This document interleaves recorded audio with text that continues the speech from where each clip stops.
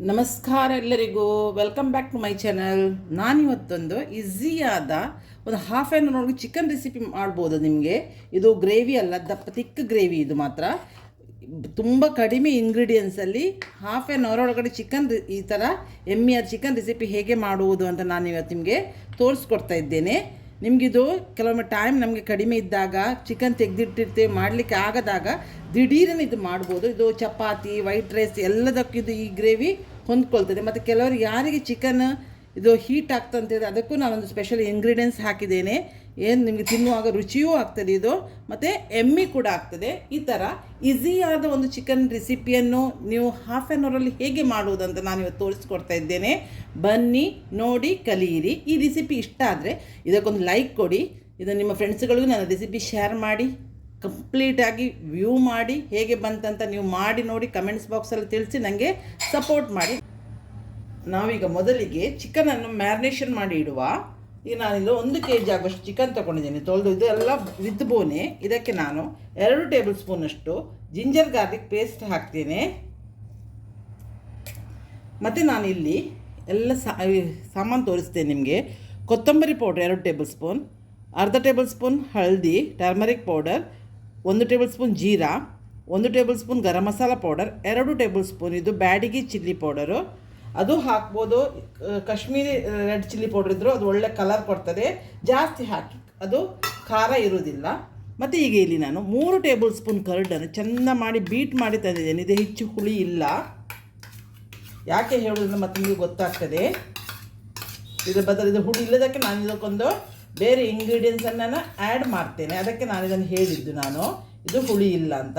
ಈಗ ಇದಕ್ಕೆ ಉಪ್ಪು ಹಾಕಿ ಒಂದು ಮ್ಯಾರಿನೇಷನ್ ಮಾಡಿದನೊಂದು ಇಡುವ. ನಾವು ಆನಿಯನ್ ಎಲ್ಲ ಕಟ್ ಮಾಡುವಾಗ ಇದು ಮ್ಯಾರಿನೇಷನ್ ತುಂಬ ಹೊತ್ತು ಇಡಬೇಕಾಗಿ ಏನಿಲ್ಲ. ದಿಢೀರೇ ನೀವೊಂದು ಅರ್ಜೆಂಟಿಗೆ ನೀವು ಇದು ಈ ಚಿಕನ್ ರೆಸಿಪಿ ಮಾಡ್ಬೋದು. ನಾನಿಲ್ಲಿ ಉಪ್ಪು ಇದಕ್ಕೆ ಮ್ಯಾರಿನೇಷನ್ಗೆ ಹಾಕಿದೆ, ಚೆಂದ ಮಾಡಿ ಕಲಸಿ ಈಗ ನಾನು ಇದನ್ನು ಇಡ್ತೇನೆ.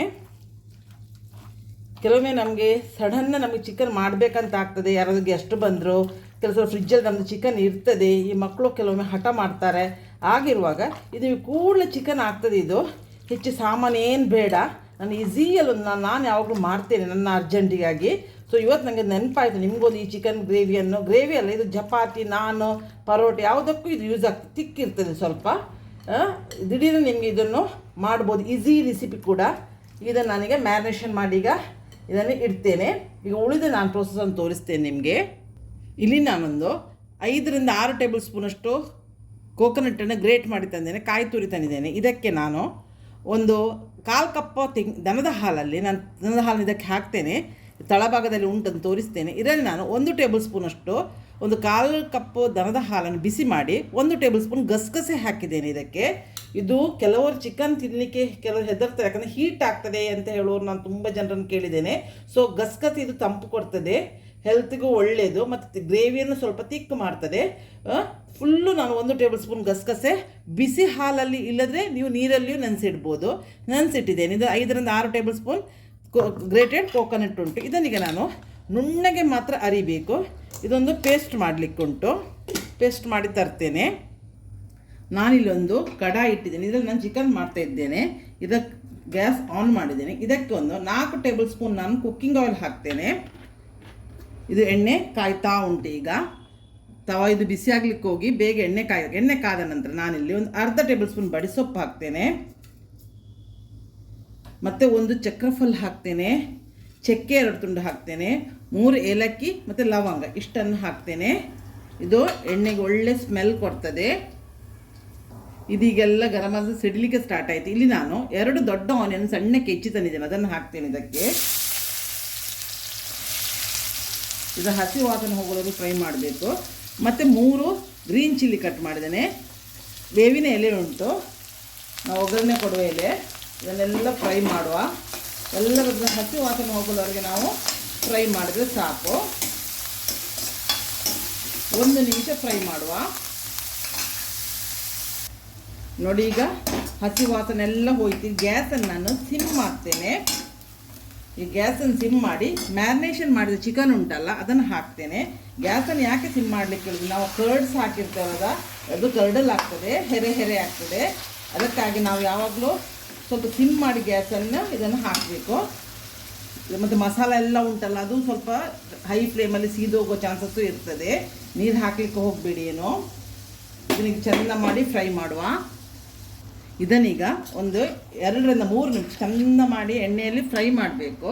ನಾನು ನಿಮ್ಗೆ ಆಗ ಹೇಳಿದಲ್ಲ ನನ್ನ ಕಡ್ಸು ಎಷ್ಟು ಹುಳಿ ಇಲ್ಲ ಅಂತ. ಈಗ ನಾನು ಒಂದು ಟೊಮೆಟೊವನ್ನು ಸಣ್ಣಕ್ಕೆ ಹೆಚ್ಚಿದ್ದೇನೆ, ಅದನ್ನು ಇದಕ್ಕೆ ಹಾಕ್ತೇನೆ.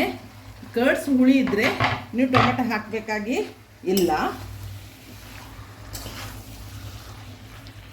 ಏನು ಇಂಗ್ರೀಡಿಯೆಂಟ್ಸ್ ಇಲ್ಲ, ದಿಢೀರ್ನೇ ಆಗ್ತದೆ ಇದು. ಎಲ್ಲದಕ್ಕೂ ರೆಸಿಪಿಗಿದ್ದು ಎಲ್ಲ ನಿಮಗೆ ಇದಕ್ಕೂ ಊಟಕ್ಕೂ ಆಗ್ತದೆ, ಎಲ್ಲದಕ್ಕೂ ಆಗ್ತದೆ. ಮತ್ತು ಚಿಕನ್ ಯಾರಿಗೆ ಹೀಟ್ ಆಗ್ತದೆ ಅಂತ ಹೇಳ್ತಾರೆ ನೋಡಿ. ಈಗ ನಾನು ಎಣ್ಣೆಯಲ್ಲಿ ಕೊಟ್ಟಿದ್ದೇನೆ ಕುಕ್ಕಿಂಗ್ ಆಯಿಲ್, ನಾವು ತುಪ್ಪದಲ್ಲಿ ಕೊಡಿ. ಮತ್ತು ಬ್ರಾಯ್ಲರ್ ಚಿಕನ್ ಅಷ್ಟು ಹೀಟ್ ಆಗೋದಿಲ್ಲ. ಮತ್ತು ನೀವು ಯಾವಾಗಲೂ ಚಿಲ್ಲಿ ಪೌಡ್ರ್ ಯೂಸ್ ಮಾಡುವಾಗ ಆದಷ್ಟು ಬ್ಯಾಡಿಗೆ ಚಿಲ್ಲಿ ಪೌಡ್ರನ್ನು ಯೂಸ್ ಮಾಡಿ, ಅದು ತಂಪು ಕೊಡ್ತದೆ.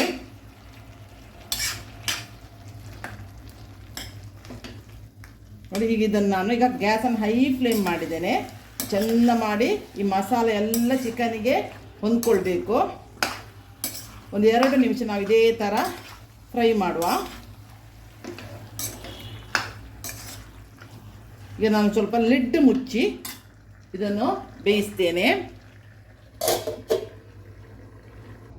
ಈಗ ನೋಡಿ ನಾನು ಲಿಡ್ ತೆಗಿತೇನೆ. ಒಂದು 5 ಮಿನಿಟ್ಸ್ ಆಯಿತು ನೋಡಿ. ಎಲ್ಲ ಇದು ಆಯಿಲ್ ಸೈಡಲ್ಲಿ ಇದ್ದಾಗಲಿ ಹದಾ ಬೇಯಲಿಕ್ಕೆ ಸ್ಟಾರ್ಟ್, ಫುಲ್ ಬೇಯಲಿಲ್ಲ ಇದು. ನಾನಾಗ ನಿಮಗೆ ಹೇಳಿದೆ ಅಲ್ಲ, ಗಸಗಸೆ ಮತ್ತು ಇದನ್ನು ಕಾಯಿ ತುರಿಯನ್ನು ಚೆನ್ನಾಗಿ ನುಣ್ಣಗೆ ಮಾತ್ರ ಪೇಸ್ಟ್ ಮಾಡಿ ತರಬೇಕು. ಇದನ್ನು ಇದು ಕಾಯಿ ತುರಿ ಬೇಯಬೇಕಲ್ಲ. ಈಗ ಇದನ್ನು ಇದಕ್ಕೆ ಆ್ಯಡ್ ಮಾಡುವ. ಗಸಗಸೆ ನೆನೆಸಿಡೋದು ಯಾಕೆ ಅಂತೇಳಿ, ಗಸಗಸೆ ನೀವು ಡೈರೆಕ್ಟ್ ಹಾಕಿದರೆ ರುಬ್ಬುವಾಗ ಮಿಕ್ಸಿ ಜಾರಿ ಹೋಗ್ತದೆ, ಅರಿಲಿಕ್ಕೆ ಆಗೋದಿಲ್ಲ. ಈ ನೀವು ಬಿಸಿ ಹಾಲು ಬಿಸಿ ನೀರು ಕೂಡ ಆಗ್ತದೆ, ನೆನೆಸಿಟ್ಟು ಬಿಟ್ಟರೆ ಗಸಗಸೆ ಒಳ್ಳೆ ಪೇಸ್ಟ್ ಆಗ್ತದೆ. ಅದಕ್ಕೆ ಗಸಗಸೆಯನ್ನು ನೆನೆಸಿಡ್ಬೇಕಂತ ಹೇಳೋದು. ಇದನ್ನು ಚೆಂದ ಮಾಡಿ ಮಿಕ್ಸ್ ಮಾಡೋ. ಗ್ಯಾಸ್ ಸಿಮ್ಮಲ್ಲೇ ಉಂಟು ನೋಡಿ. ಆಗ ನಿಮ್ಮದು ಚಿಕನ್ ಗ್ರೇವಿಯು ತಿಕ್ ಆಗ್ತದೆ. ಈಗ ನಾನು ಗ್ಯಾಸನ್ನು ಹೈ ಫ್ಲೇಮಿಗೆ ಮಾಡ್ತೇನೆ. ಒಳ್ಳೆ ರೀತಿಯಲ್ಲಿ ಚಿಕನ್ ಈ ಕಾಯಿ ಇದರಲ್ಲಿ ಪೇಸ್ಟಲ್ಲಿ ಮಿಕ್ಸ್ ಆಗಬೇಕು. ಏನಿಲ್ಲ, ಇಷ್ಟೇ ಇರೋದು. ಎಷ್ಟು ಬೇಗ ಆಗ್ತದೆ ನೋಡಿ, ಯಾರಿಗೂ ಮಾಡ್ಬೋದು. ದಿಢೀರನ್ನೇ ಅರ್ಧ ಗಂಟೆ ಒಳಗೆ ನಿಮಗೆ ಚಿಕನ್ 20 ಮಿನಿಟ್ಸಲ್ಲಿ ಚಿಕನ್ ಬೇಯ್ತದೆ. ನೀವು ಚಿಕನ್ ಮ್ಯಾರಿನೇಷನ್ ಮಾಡಿಟ್ಟು ಆನಿಯನ್ ಕಟ್ ಮಾಡಿ ಆನಿಯನ್ ಫ್ರೈ ಆಗ್ತಿರುವಾಗಲೇ ಪೇಸ್ಟ್ ರೆಡಿ ಮಾಡ್ಬೋದು. ಎಲ್ಲ ನಿಮ್ಗೆ ಒಂದು ಹಾಫ್ ಆನ್ ಅವರಲ್ಲಿ ಚಿಕನ್ ದಿಢೀರನ್ನೇ ಮಾಡ್ಬೋದು. ಮತ್ತು ಈಸಿ ಕೂಡ. ಯಾವ ಸಾಮಗ್ರಿಗಳನ್ನು ನೀವು ಹುಡುಕಬೇಕಾಗಿ ಏನಿಲ್ಲ, ಎಲ್ಲ ಚಿಕನ್ ಇದರಲ್ಲಿ ಕಿಚನಲ್ಲಿ ಇರುವಂಥದ್ದೇ ಸಾಮಾನು. ಒಂದು ವೇಳೆ ನಿಮಗೆ ಖಾರ ಕಡಿಮೆ ಇತ್ತಂತಂದರೆ ಅರ್ಧ ಟೇಬಲ್ ಸ್ಪೂನ್ ಪೆಪ್ಪರ್ ಹಾಕ್ಬೋದು. ಖಾರ ನೋಡಿ ಹಾಕ್ತೇನೆ, ಪೆಪ್ಪರ್ ಹಾಕಲಿಲ್ಲ. ಇಲ್ಲ ಪೆಪ್ಪರ್ ಬೇಡ ಅಂತ ಹೇಳುವವರು ಕೆಲವರು ಪೆಪ್ಪರನ್ನು ಹೀಟ್ ಆಗ್ತದೆ ಅಂತ ಹೇಳ್ತಾರೆ.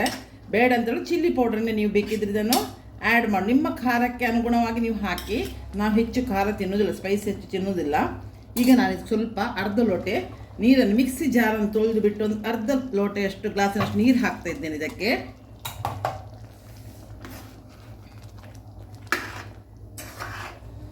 ನೋಡಿ ಒಳ್ಳೆ ದಪ್ಪವಾದ, ಈಗ ಚಪಾತಿ ತಿನ್ನಲಿಕ್ಕೆ ಮಧ್ಯಾಹ್ನಕ್ಕೂ ಆಗ್ತದೆ, ರಾತ್ರಿಗೂ ಆಗ್ತದೆ, ವೈಟ್ ರೈಸ್ ಊಟ ಮಾಡಲಿಕ್ಕೆ ಎಲ್ಲದಕ್ಕೂ ಇದು ಚಿಕನ್ ರೆಡಿ ಆಗ್ತದೆ ಈಸಿಯಾಗಿ. ನಿಮಗೊಂದು ರೆಸಿಪಿ ಒಂದೇ ಥರ ತಿಂದು ಬೋರ್ ಆದಾಗ ಸ್ವಲ್ಪ ಚೇಂಜಸ್ಸಿಗಾಗಿ ನಾನು ಇದನ್ನು ಮಾಡ್ತೇನೆ. ನಮ್ಮನೆ ಒಳ್ಳೆ ಡಿಮಾಂಡಲ್ಲಿ. ನಾನು ಮೊನ್ನೆ 2 ಡ್ರೈ ರೆಸಿಪಿ ನಿಮಗೆ ಹಾಕಿದ್ದೆ, ಅದು ನೀವು ಮಾಡಿ ಟ್ರೈ ಮಾಡಿ ನೋಡಿ, ಒಳ್ಳೆದುಂಟು ಆ ಚಿಕನ್ ಡ್ರೈ ರೆಸಿಪಿ. ತಿಂದವರು ಎಲ್ಲರೂ ಹೇಳಿದ್ದಾರೆ ಒಳ್ಳೆಯದಾಗ್ತದಂತ.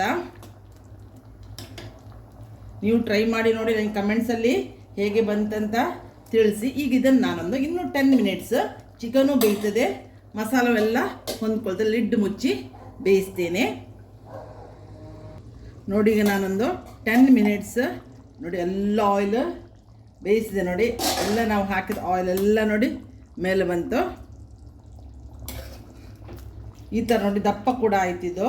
ಇನ್ನೇನು ಹಾಕಲಿ ಇದಕ್ಕೆ, ನಾನು ಕೊತ್ತಂಬರಿ ಸೊಪ್ಪು ಹಾಕ್ಬೋದು. ಇನ್ನೊಂದು ಆಪ್ಷನ್ನು ನಾನು ಹೇಳ್ತೇನೆ, ಕಸೂರಿ ಮೇಥಿ ಯಾವಾಗಲೂ ಫ್ರಿಜ್ಜಲ್ಲಿ ಸ್ಟೋರ್ ಮಾಡಿ ಇಡ್ಬೋದು. ಕೆಲವು ಸ್ವಲ್ಪ ನಮ್ಮ ಹತ್ರ ಕೊತ್ತಂಬರಿ ಸೊಪ್ಪು ಇಲ್ಲ ಅಂತ ಆದವರಿಗೆ ಕಸೂರಿ ಮೇಥಿಯನ್ನು 1 ಟೇಬಲ್ ಸ್ಪೂನ್ ಕ್ರಷ್ ಮಾಡಿಯೂ ಹಾಕ್ಬೋದು. ನಾನಿವತ್ತು ಕೊತ್ತಂಬರಿ ಸೊಪ್ಪನ್ನು ಹಾಕ್ತಾ ಇದ್ದೇನೆ. ಸಣ್ಣಗೆ ಹೆಚ್ಚಿದ ಕೊತ್ತಂಬರಿ ಸೊಪ್ಪು ಹಾಕ್ತೇನೆ. ಇಲ್ಲಿಗಿದು ಒಂದು ಸಿಂಪಲ್ ಆದ ಗ್ರೇವಿ, ಒಂದು ರೆಸಿಪಿ ನಿಮಗೆ ಚಿಕನ್ ರೆಸಿಪಿ ರೆಡಿ ಆಯಿತು. ಈ ರೆಸಿಪಿ ನಿಮ್ಗೆ ಇಷ್ಟ ಆಗ್ಬೋದು ಅಂತ ಭಾವಿಸಿ ನಾನು ಮಾಡುವಾಗ ನಿಮಗೆ ಶೇರ್ ಮಾಡಿದ್ದೆ. ಕೆಲಸ ಅರ್ಜೆಂಟ್ ಹಾಫ್ ಆನ್ ಅವರಲ್ಲಿ ಈ ಚಿಕನ್ ರೆಸಿಪಿ ರೆಡಿ ಆಗ್ತದೆ. ನನ್ನ ಎಲ್ಲ ಸಬ್ಸ್ಕ್ರೈಬರಿಗೂ ವ್ಯೂವರ್ಸಿಗೂ ಥ್ಯಾಂಕ್ಸ್.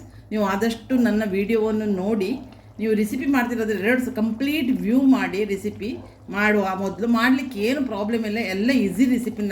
ನನಗೆ ಈಸಿ ಆದದ್ಕೊಂಡು ನಿಮಗೂ ನಾನು ಶೇರ್ ಮಾಡಿದ್ದು, ನಿಮಗೊಂದು ಹೆಲ್ಪ್ ಆಗ್ಬೋದು ಅಂತ. ಹೆಂಗಸರ ಕೆಲಸ ಗಡಿಬಿಡಿಯಲ್ಲಿ ಇರ್ತೇವೆ, ಫ್ರಿಜ್ಜಿನ ನಾವು ಚಿಕನ್ ತೆಗೆದಿರ್ತೇವೆ, ಪುನಃ ಎಲ್ಲಿಗಾದ್ರೂ ಹೋಗ್ಲಿಕ್ಕೆ ಇರ್ತದೆ, ಬಂದ ನಂತರ ಲೇಟ್ ಆಗ್ತದೆ. ಆಗ ನೀವು ಹಾಫ್ ಆನ್ ಅವರಲ್ಲಿ ಈ ಚಿಕನ್ ರೆಡಿ ಮಾಡ್ಬೋದು. ನಾನು ಈ ರೆಸಿಪಿಯನ್ನು ನೀವು ಮಾಡಿ ನೋಡಿ ಹೇಗೆ ಅಂತ ಕಮೆಂಟ್ಸ್ ಬಾಕ್ಸಲ್ಲಿ ನನಗೆ ತಿಳಿಸಿ. ನಾನು ಬರುವಾಗ ಒಂದು ಒಳ್ಳೆ ರೆಸಿಪಿಯನ್ನು ಬಂದು ನಿಮ್ಮನ್ನು ಮೀಟ್ ಆಗ್ತೇನೆ. ಅಲ್ಲಿವರೆಗೆ ಬಾಯ್, ಥ್ಯಾಂಕ್ ಯು.